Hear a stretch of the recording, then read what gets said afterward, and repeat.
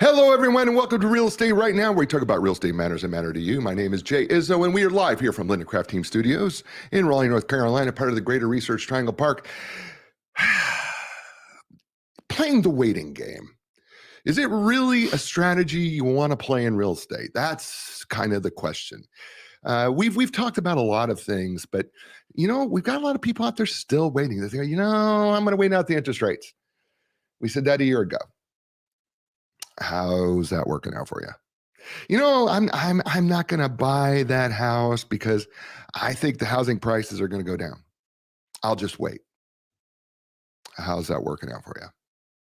I'm not going to sell right now because, I think what's going to happen is, I'm going to get closer back to my 3% rate. And if I wait to get back to my 3% rate, then what's going to happen is then, I'll be able to make that smooth transition. In the meantime, house prices have gone up and interest rates have gone up. How's that working out for you? So maybe the waiting game is not the best strategy. Well, to help us kind of sift through that and to find out if it really is or really isn't, we brought back seller and buyer expert Dwayne Reese with Linda Craft Team Realtors, who's been with us a number of times before on this show. And he's got some, we're going to call it meat. All right, we're coming into the holiday season. We're all there. We're all about the turkey, right? We're all about the meat, right?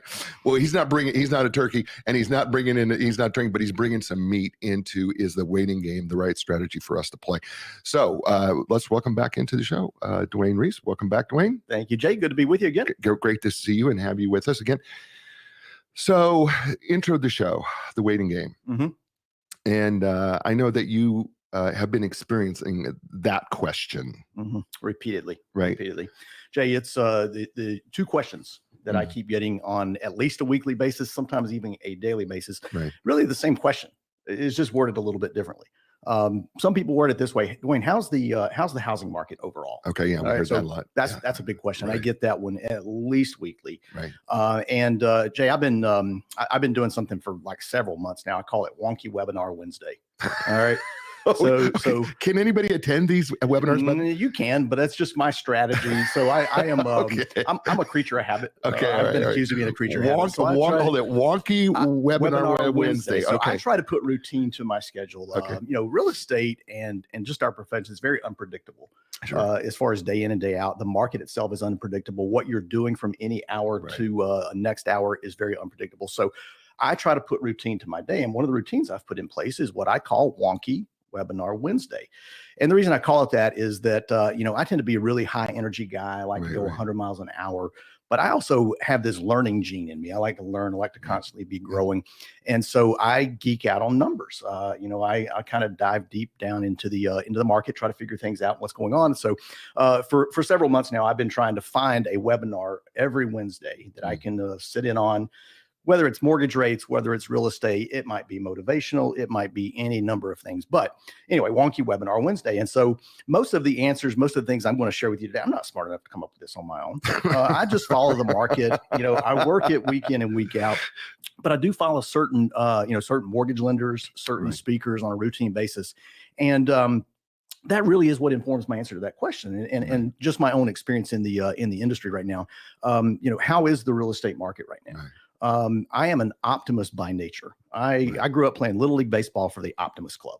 I still remember my maroon hat with the white O on the bill. Stop it! You had maroon uniforms too? I have maroon uniforms. I did too. And maroon pinstripes, man. Oh, it was pinstripes back in the 70s, back in the day, right? So maroon maroon pinstripes on the white pants. That was the thing. All right. So yeah, but I played for the Optimist Club.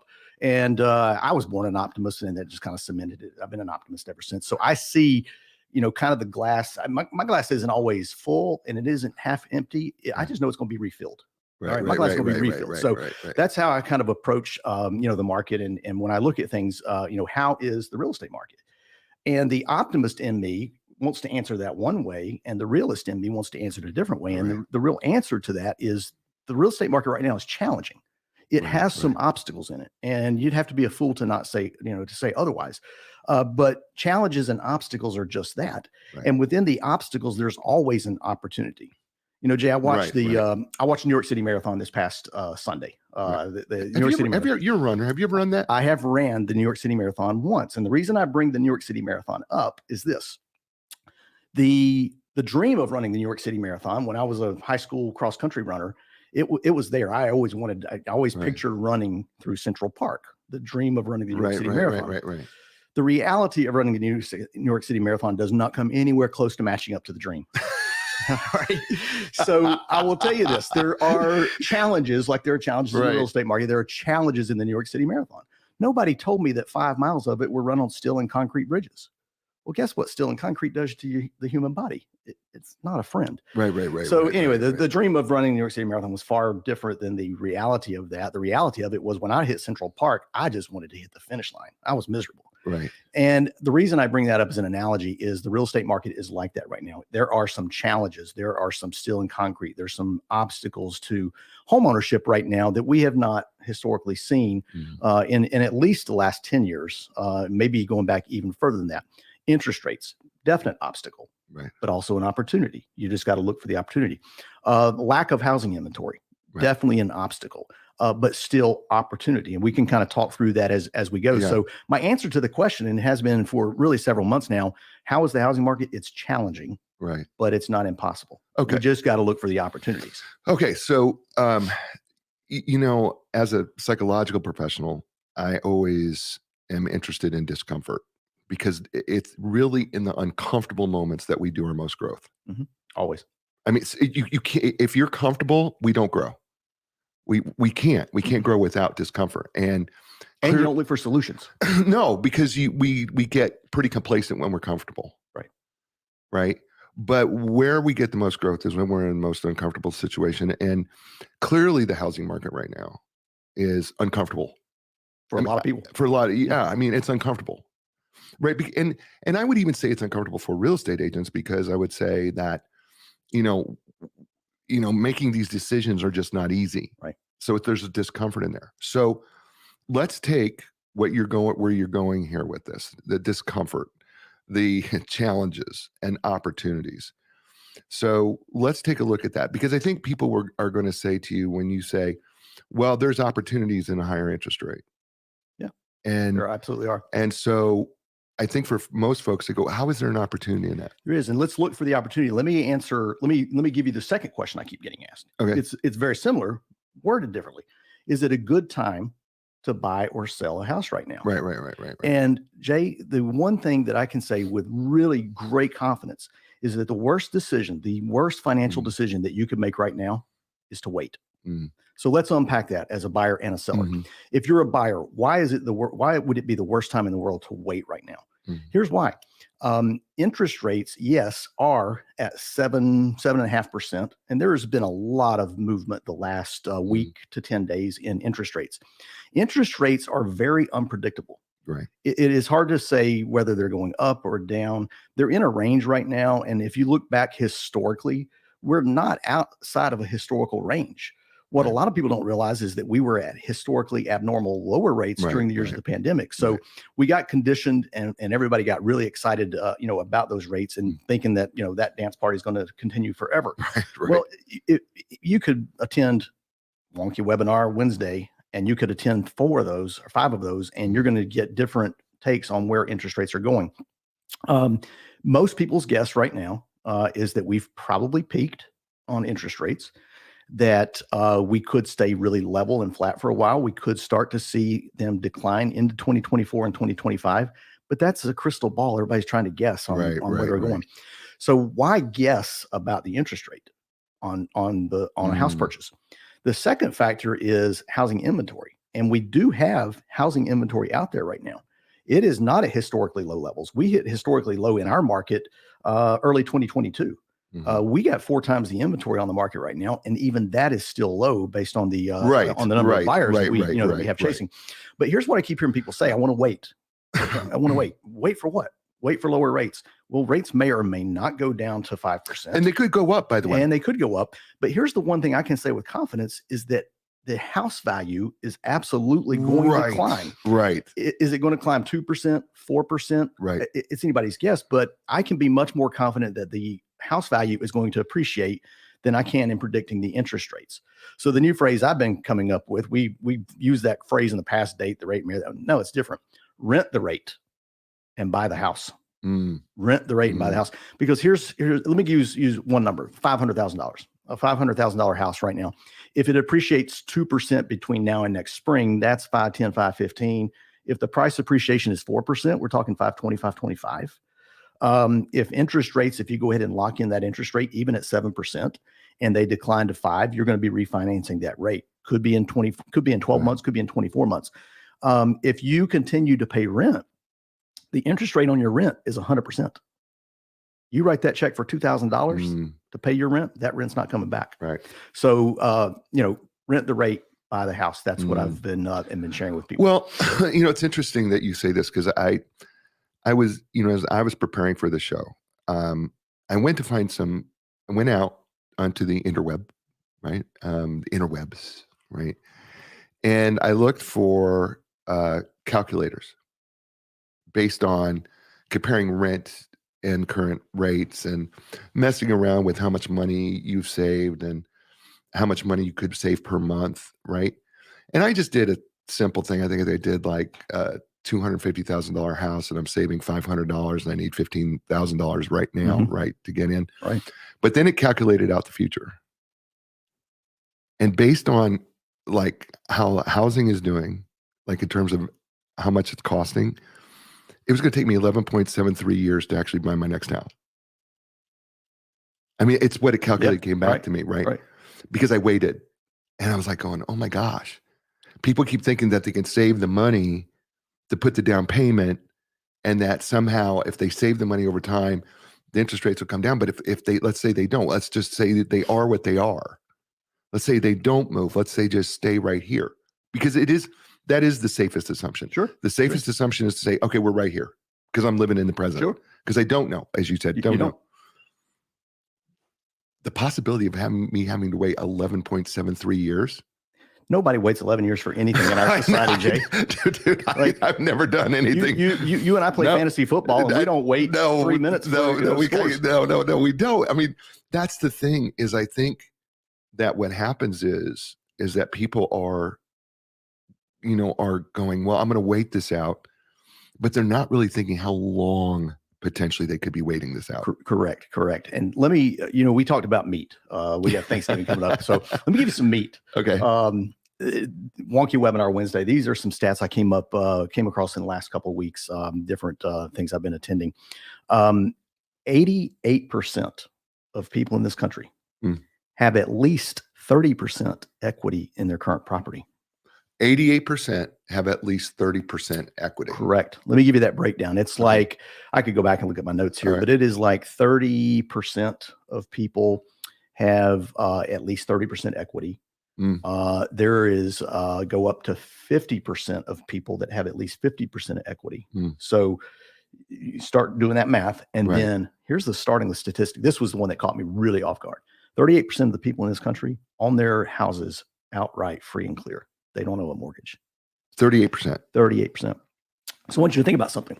That group of people who have at least 30% of equity in their house, they're sitting on a pretty substantial piggy bank right now. Right. So I hear people saying, oh, I'm going to wait until prices come down.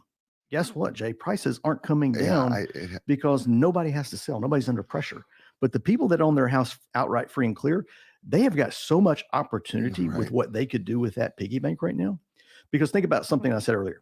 If you had a $500,000 house and it's paid for outright, free and clear, and you want to downsize, let's just say you're in 3,000 square feet and you're ready to go to a townhouse, or you're ready to go to a 1,500 square foot, 55 plus community, and you sell your house outright, free and clear for 500, you pay 20% down. I wouldn't pay. You could pay 100%. Maybe you could pay cash for the house. Why would you want to do that? Right. I would take 20%, pay that down on the mortgage. I would take a 7% mortgage. But if you buy new construction, guess what? Builders are offering incentives on new construction. So you might get a rate in the 5s on new construction, or you get closing cost incentives. All of a sudden, you've cashed out that $500,000 of equity from the house you've been living in for 11 years. What was your number? 11.73 years. You've been living in that house for 11.73 years. So you want to cash out your $500,000. You want to take 20% of that Right. pay down on a $400,000 55 plus townhouse. I'm not saying you're 55 plus. Well, we are, but I am, but I mean, it is what it is. Yeah. So you pay 20% down. Right. What is that math? 100? No, 80 on a 400. Right. 80 on a 400. That leaves you with the proceeds of 420. Right. Park that in a money market that's paying you 5.5%, or a certificate of deposit paying you 5.5%. You're going to be making money, and you're going to be making more money. Then you don't have to worry about the predictability, unpredictability of where appreciation is going in the housing market or where interest rates are going. And because you lock in. Well, and in your example, if you're moving from a house to a townhouse, right? Because let's say we're downsizing in this case, right? You're no longer taking care of the outside of the house. No, you're not. Absolutely not. Think about a buyer. Let's go to another example. First-time home buyers. First-time home buyers are letting 7% interest rate, 7.5% interest rate scare them. There's opportunities out there. Is 7.5% an obstacle? Sure, but is there an opportunity? There's opportunity in new construction. So if we go a new construction route and somebody's going to offer you $20,000 of free money, or they're going to offer you a buy down on the interest rate. We even have sellers that are willing to offer that right now. So even on a resale route, you've got sellers that are willing to cover closing costs to help buy that rate down. So now all of a sudden you're going from a 7.5%, maybe you buy that down to 6.5%. And now you're just going to play the waiting game of when you refinance that 6.5% rate. We've got great lending partners that we work with. I don't come up with these ideas. They come up with these ideas. Right. You know, and our lending partners, they're really good at what they do. They're good friends. They're reaching out with solutions. There are opportunities and solutions out there for buyers. Let's think about a seller. If you're a seller, why would you want to wait? So you want to wait to put your home on the market, let's just say in the spring when everybody else does? Go counterintuitive. Right. Go the opposite direction. Let's go now where we're competing against less inventory. There are still buyers out there that are looking and ready to relocate. And in our particular market, we got people cashing out from more expensive markets coming in here with opportunity to buy. No, well, here's the thing, right? Less competition gives you an opportunity to actually make more money. Sure. Because the people we all know that this time of year, the buyers that are out there are extraordinarily serious. You don't buy during a holiday season unless you're really serious. Right. You know, I had a recent seller say to me, we'd had several meetings going over comps analysis and our marketing strategy of how to, and one of the things he said to me is, I want to wait until the spring because this is a golf community. I'm like, we have a pretty mild climate. Let's right. Let's go counterintuitive. Let's people are going to want a golf community now. We're golfing today. Absolutely. It's going to be 80 degrees today. Oh yeah. And it was 75 yesterday. Oh yeah. And it's going to be. We golf year round here. Absolutely. I called a seller yesterday, late day. It was like 5:15, and he goes, "I'll call you back. I'm on the golf course trying to finish up this round before the sun sets." You know, daylight savings time. Yeah. Our biggest challenge this time of year isn't to play golf; it's to beat the sun. Exactly. We got to have enough daylight. Right. So whether you're a buyer or a seller, there are absolutely opportunities out there. Jay, I said this to somebody the other day. I said, if 7% rates are scaring you right now, or 7.5% rates are scaring you, you ought to be really frightened by 5% rates. Oh, right. And they looked at me like I had lost my mind. They said, "Why would I be afraid of 5% rates?" And I said, because at 7.5% rates, guess what? You might be competing against one other person for that house. Right. In 5% rates, you're going to pay, I don't know, $25,000 above list price, probably $35,000 above list price and 25% above appraisal. You're going to be waiving inspections. You're going to be competing against 15 offers and hoping you're the one that they pick and choose. Why would you want to be in that scenario? Right. Yes. I mean, I think what happens is, in psychology, we call it anchoring, where we anchor on something so much that we miss the realities of everything else, and it becomes a bias. So we anchor on the rate, right? And then we're missing the opportunity. We absolutely are. Because what you just said there is really powerful. Well, I'm going to anchor on this rate. Yeah, but if you wait till the rate's lower, now you got more competition. Absolutely. You don't have competition as well. You have competition, but not nearly as much. Oh, right. We're not competing against as much. So let me give you a couple of scenarios. I had this conversation recently with a seller who was wanting to wait till the spring. And here's what I said to them. If I had to look at what's going on in our market right now, Right. Is real estate a challenge? Sure, real estate's a challenge, but real estate's always a challenge. It depends on where the challenge is at. Life is a challenge. Right. All right. Absolutely. But here's what doesn't stop. Life change doesn't stop. All right. And here's what I mean by that. Yeah. People are still getting married. People are still having children. Right. People are still taking new jobs. Yep. And all of those life changes, guess what? They necessitate moves. Right. I've got one couple right now. They just had twin boys. Well, guess where they want to be? They want to be back in Florida near the grandparents. Right. So they're ready and willing to sell. That's going to be 2 transactions. That's going to be something in Florida. It's going to be something here. We have the same scenario. I wrapped up my workday yesterday with Happy Hadley on my lap. A lot of fun. First grandbaby, and we got adult children that they want to be back closer. Right. So those are kind of things that make life moves. We have lots and lots of relocations still going on right now. Tons. Because the job market, in spite of the interest rate movement and in spite of the uncertainty in the economy right now, the job market is still continuing to grow, still continuing to produce jobs. And literally this past weekend, I had at least 3 people reach out, and they got job opportunities. Right. They don't have it secured yet, but they got job opportunities that are bringing them to the Triangle. Right. And it's bringing them to the Triangle from more or to a more affordable part of the country than where they are historically had their jobs. Right. So you're looking for the opportunity. We're looking for kind of where things might go. There's definitely opportunity to kind of move out there. Yeah. I think this is the other thing is relocation doesn't stop because of interest rates. Correct. I mean, it doesn't. And life doesn't stop because of interest. No. Because of interest rates.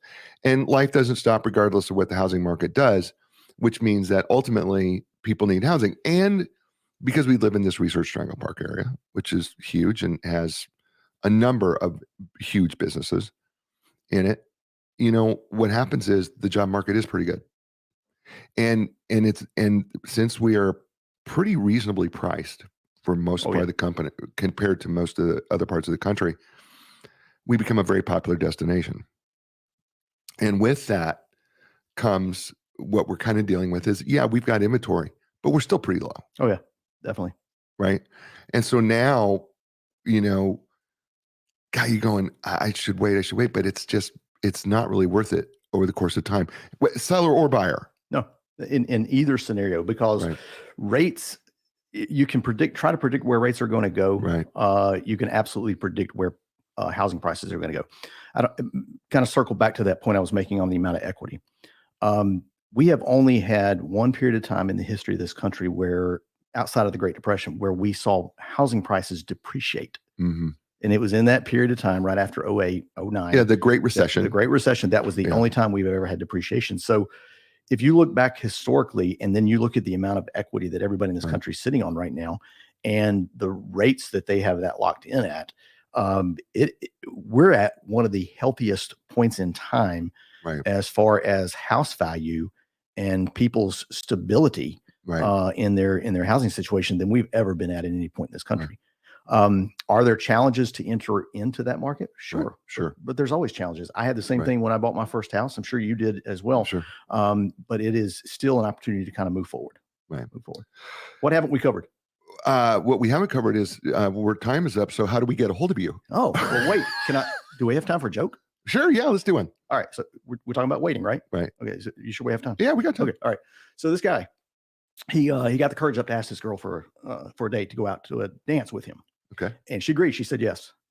All right. So he went to get a suit. He wanted to look really nice. And so he waited in line forever to get that suit. But finally he got his suit. And so he's on his way and he thinks, you know what? I should surprise her and bring her some flowers. So he stops at the florist, and again, he has to wait in line forever to get the flowers. All right. So finally he gets the flowers. He shows up, picks her up. She's delighted with the flowers, thinks he looks nice in the suit. They go to the dance and they have to stand in line waiting forever to get into the dance. And finally they get into the dance, and he's too afraid, Jay, to ask her to dance. So what he does ask her, he says, "Can I get you a drink?" And she says, "Sure, you can get me some punch." And there was no punch line.